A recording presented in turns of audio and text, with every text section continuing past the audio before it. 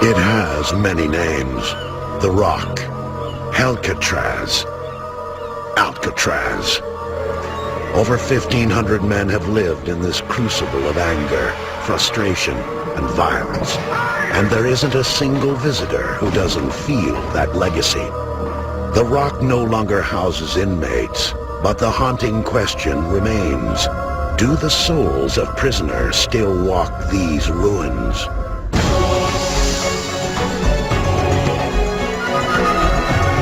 Cross this threshold to places of mystery.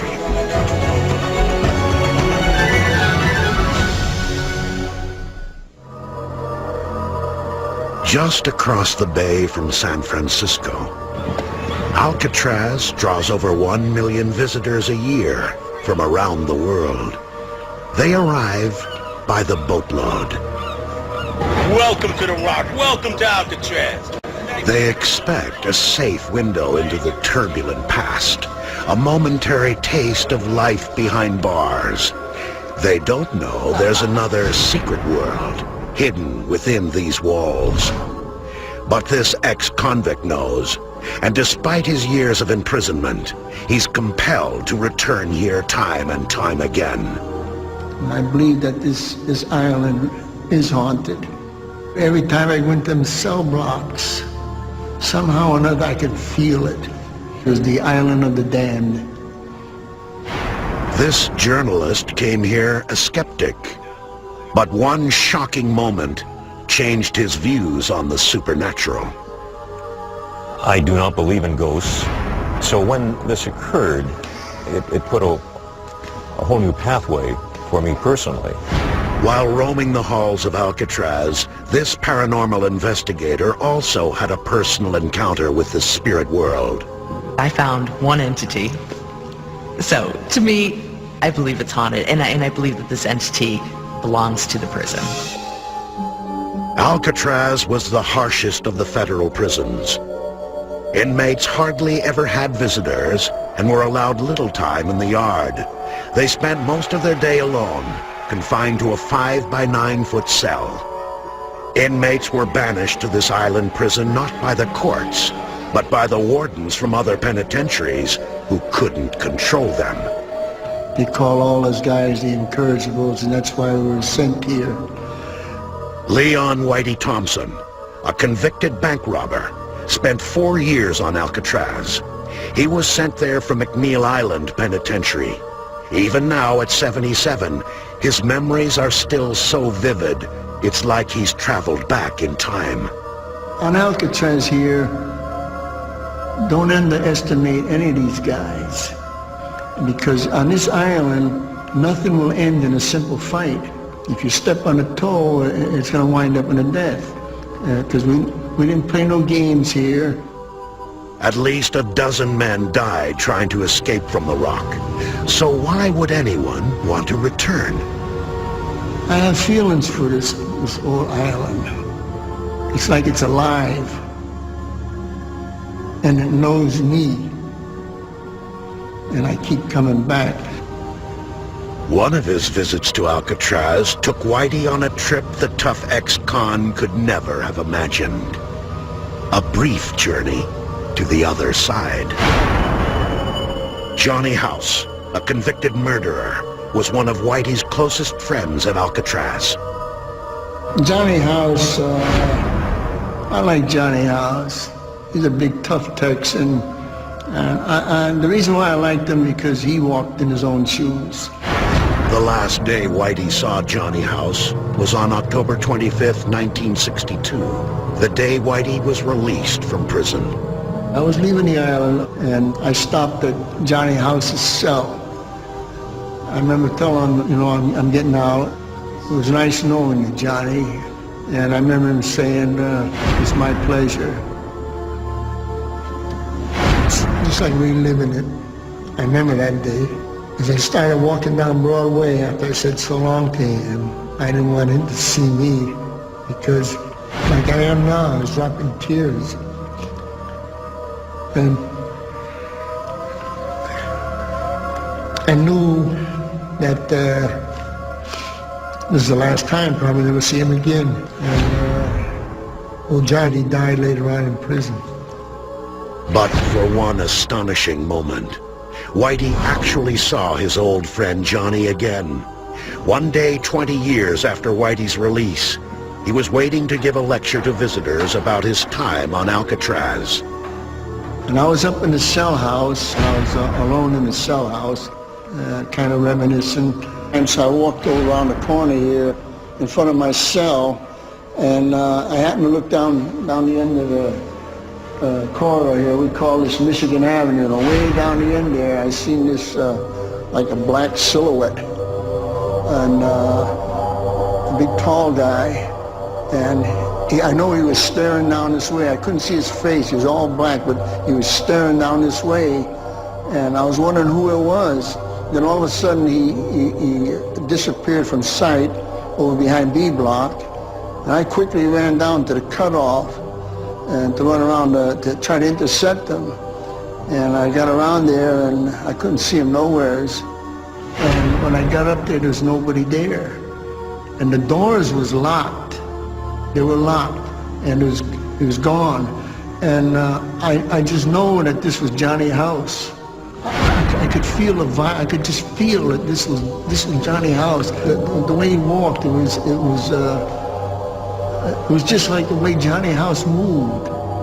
And I don't care what anyone says. I know that was Johnny House. That day turned the hard-nosed, skeptical ex-convict into a true believer in the supernatural. I believe this old prison has a lot of spirits here, or ghosts, whatever you want to call them, and for some reason or other they don't go on to the next plane. 8 men were murdered here by other inmates.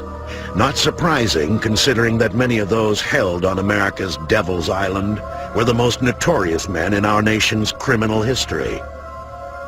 Legendary gangsters like Al Scarface Capone, Los Angeles kingpin Mickey Cohen, Machine Gun Kelly, and the famous Birdman Robert Stroud all passed from this world to the next.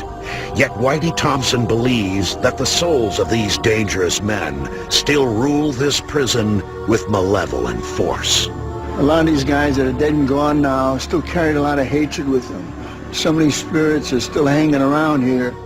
We'll delve deeper into the strange history of Alcatraz when we come back, and meet a man who stood watch over the world's most notorious convicts. The mysterious history of Alcatraz predates the prison itself. Shunned by local Indians as a place of evil spirits, the island was first occupied during the gold rush of the 1850s by the U.S. Army. To protect the gold-laden harbor from attack, they built a fortress complete with dungeons. In 1909, the Army tore down much of the citadel to build a modern prison. The first floor became the foundation for the new facility, and the jailers found a new purpose for its darkened rooms. They used to call it the Spanish dungeons. Those dungeons were built as storage areas for the Army. The Army used them for sometimes putting unruly Indians in there too. And they also put unruly Army inmates in there. According to the inmates who were chained to the walls or the floor and left for days, it was highly effective. Just above the old dungeons are their modern counterparts, the cold, unlit cells reserved for solitary confinement. The isolation drove many men insane, but even madness was preferable to death at the hands of a legendary, invisible killer. According to one account, an inmate screamed for 3 days that there was another man in his isolation cell. When guards could no longer ignore his cries, they finally opened his door, and the inmate was found dead, with unexplainable marks around his neck. But that is just one of the many bizarre episodes that mark the prison's dramatic history, that includes some of the most daring breakouts ever attempted. They had a total of 36 inmates and 14 tried to escape from Alcatraz. Most were brought back, some were shot and killed, and some drowned. The impenetrability of Alcatraz only added to its mystique. No media was ever allowed over here. They kept all media out, no newspapers, anything like that was allowed here on Alcatraz Island. If a guard on this island ever got caught talking to a reporter or anybody, he was fired immediately. That's the mystery. That's the mystique. You know, what's going on that island? What is going on? Frank Heaney was just 21 when he came to work on Alcatraz as a prison guard. He served from 1948 to 1951. It would be the longest 3 years of his life. I'll tell you what made the job tough for me is that we were living in an era of doom, gloom, despair, and despondency. Every day it prevailed it. You could feel it when you walked in. You could feel it when you walked out. Though he survived his wounds, other inmates were stabbed to death in this same location. Park Ranger Laurie Brosnan says that visitors often report a disturbing chill when they pass through this area. A nighttime security guard who was on patrol, he's the only man in the building, and he walks into the shower room basement area and he feels a hand on his shoulder, turns around, nobody's there. That was spooky for him. In 1963, Attorney General Robert Kennedy ordered the decaying prison closed. The remaining inmates were either paroled or transferred to other prisons. Though the cells are now empty, a lingering presence remains. If any place was going to have a mysterious, a ghosty type effect, I think it would be here in Alcatraz with the characters that are on this island, the things that have happened over the years, some of the bad things of people being killed.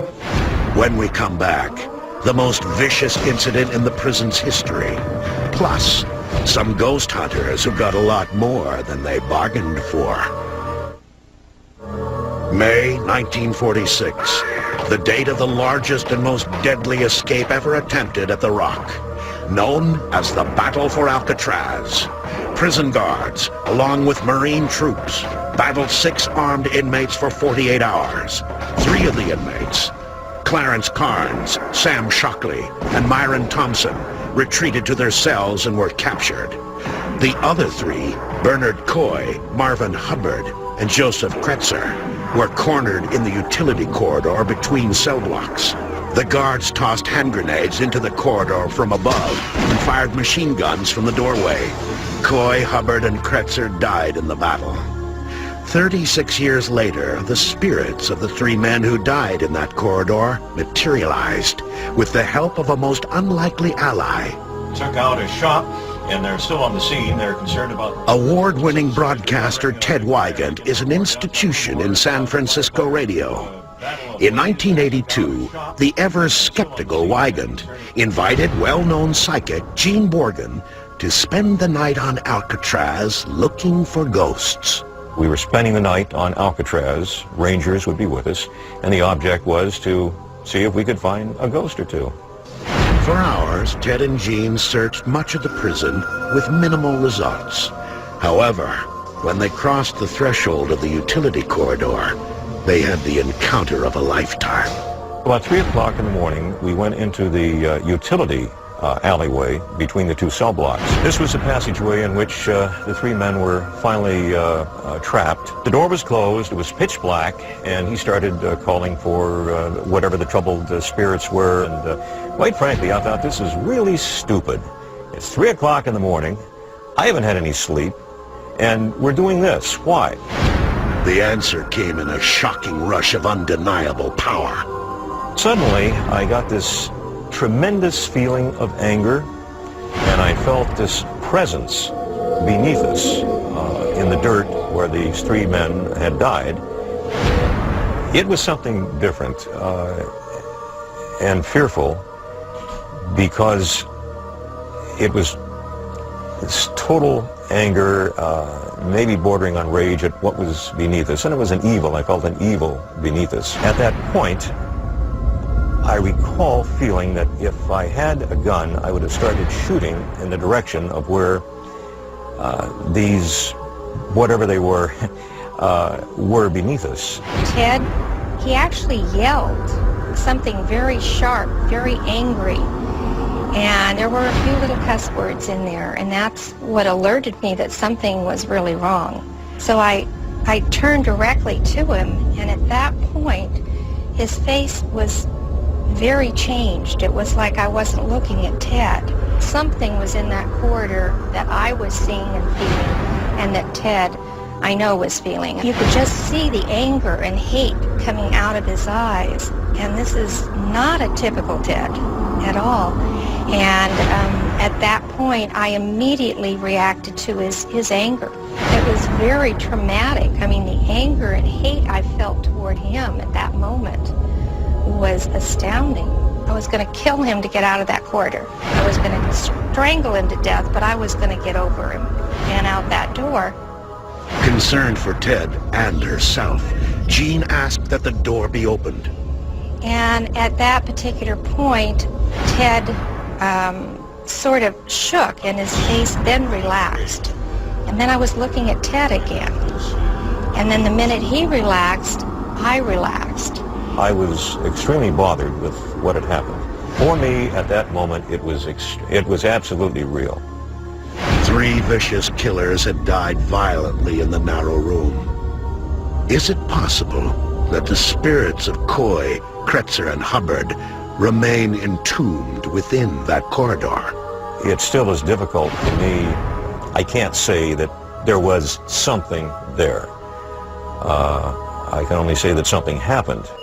Other attempts to explore the paranormal aspects of Alcatraz have proven equally disturbing. A psychic who was taking the tour of the prison was paralyzed with fright when a man materialized in a cell and threatened her with a weapon. Even those who work at Alcatraz are not immune to its unexplained power. Laurie Brosnan first visited the island as a child with her father, a freelance cinematographer. She is now a park ranger, stationed on Alcatraz for the last 12 years. I've heard late at night when I'm in a cell trying to doze off to sleep, I've heard the cell door sound, which is a very unique sound. The devices that operate those cell doors are locked. I am the only one on the island with a key, so there's no way anybody else could be creating that sound. The sound of the cell door, I really heard it. It was not a dream, it was something I heard. Night watchmen, alone on the island, have heard the sounds of harmonicas playing, doors opening and closing, and inmates whispering amongst themselves. Anytime you come to a real historical facility like Alcatraz, you expect to find activity of some kind. Dr. Larry Mons and Dana Smoller of the International Society for Paranormal Research are exploring the prison for evidence of paranormal activity.